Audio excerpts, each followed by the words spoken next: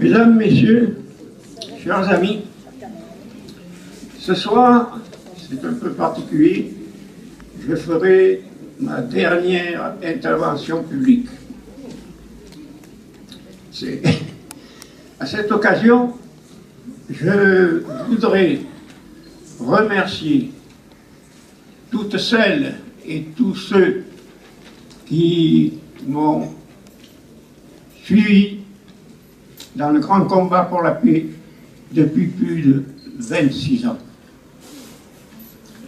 Et à cette occasion, je voudrais leur dire, continuez le combat pour la paix, il est essentiel.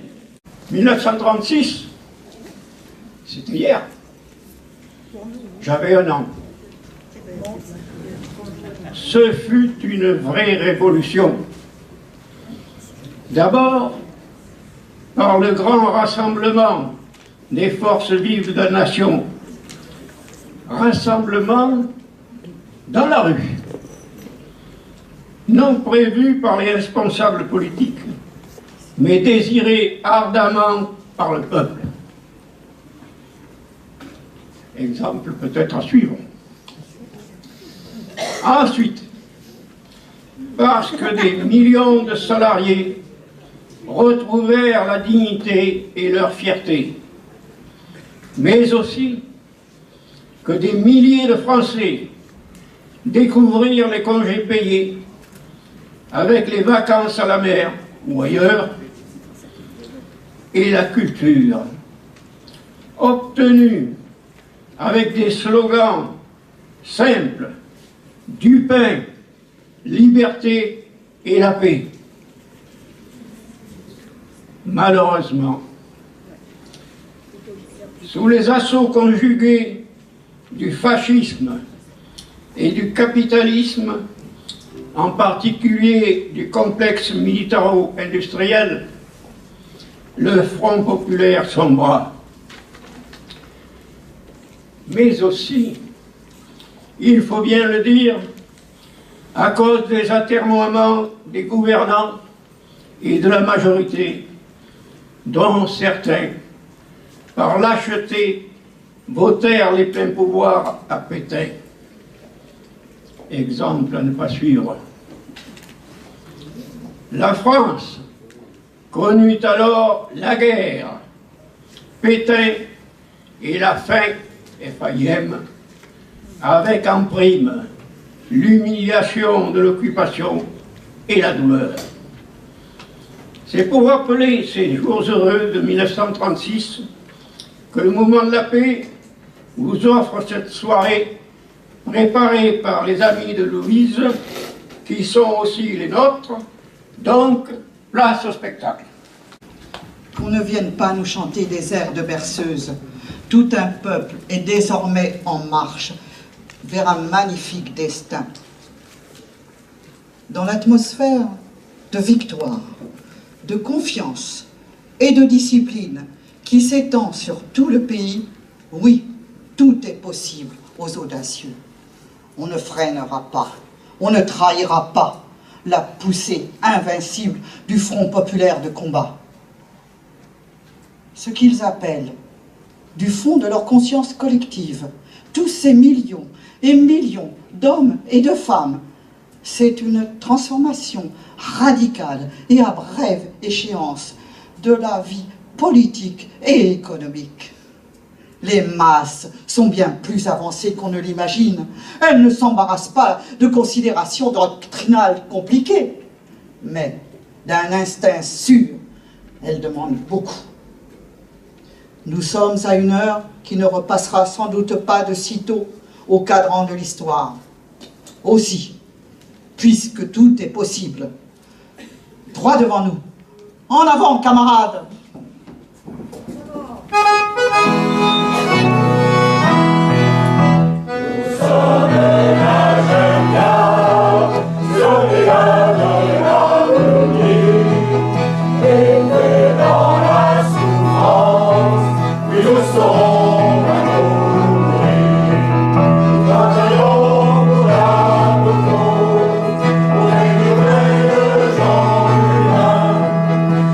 Silencio.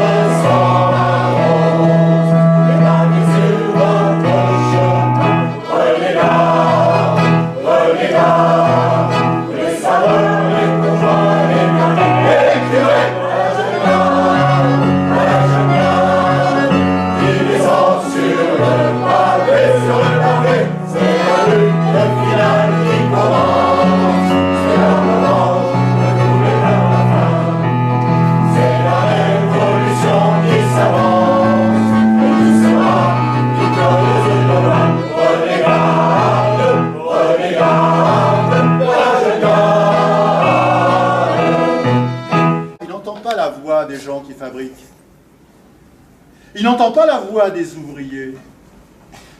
Il s'en fout des ouvriers.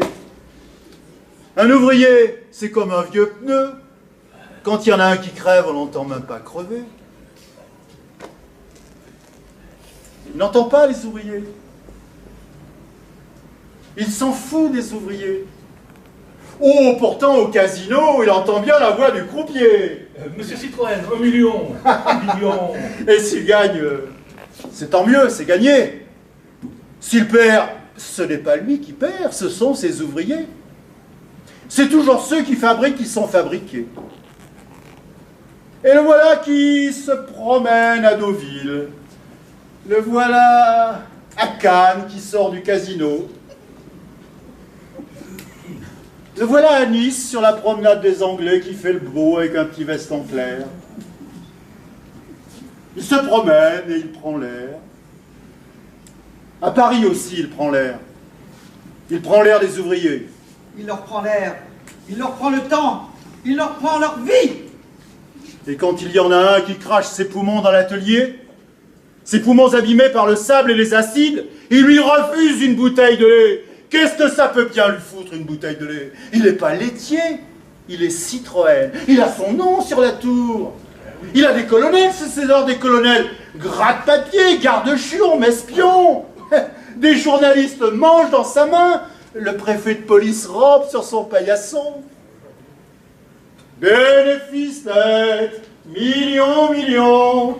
Bénéfice net, citron, citron. Oh, si le chiffre d'affaires vient à baisser, pour que les bénéfices ne diminuent pas, il suffit d'augmenter les cadences et de baisser les salaires.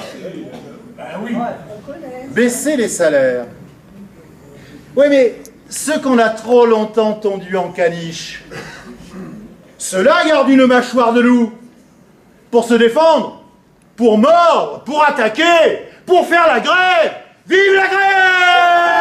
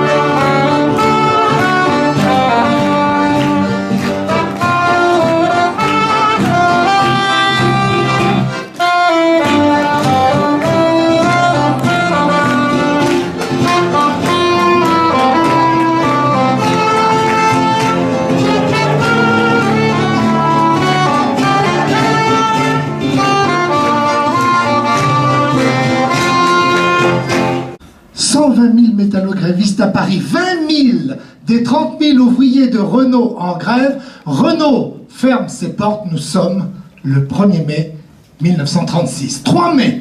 Victoire du Front populaire aux législatives. Progression très importante de la SFIO et du Parti communiste. Manifestation spontanée dans tout le pays. 11 mai, à Breguet au Havre et à Latécoère à Toulouse, c'est la grève avec occupation des locaux contre le licenciement de syndicalistes grévistes le 1er mai. Ils obtiennent leur réintégration, la reconnaissance des délégués syndicaux. C'est le point de départ de l'offensive générale de la classe ouvrière.